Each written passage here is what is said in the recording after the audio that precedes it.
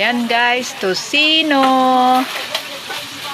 Tosino ang ulam namin.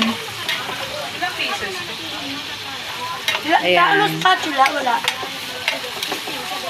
Tinapos ko muna siyang, pinakuluan ko muna bago ko nilagyan ng mantika. Tosino. Pinakamadaling lutuin.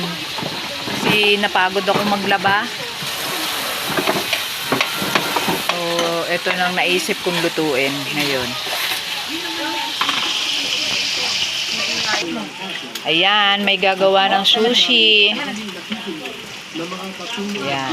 Gumagawa ang anak ko ng sushi. Ayan. Kanin, San Marino. At saka, ayan, nilagyan niya ng kimchi. And QP. Ayan. Ayan. Ang sakit matalsika ng mantika, Ayan. Gumagawa siya ng sushi. Ayan, guys. Ayan, babaunin niya daw kasi sa work niya bukas. Ayan. Malinis po ang kamay niya. Parang baliktad ako. Wow, ang galing. Ayan, luto na. Ayan, luto na ang aking tosino. Ayan guys, luto na po.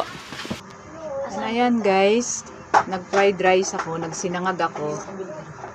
Ayan, doon sa pinaglutuan ng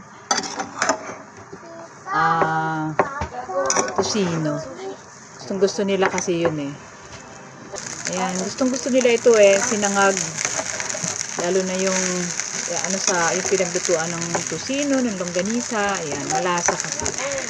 Dalawang ba? Oo. Ayan, ang masarap na sinangag.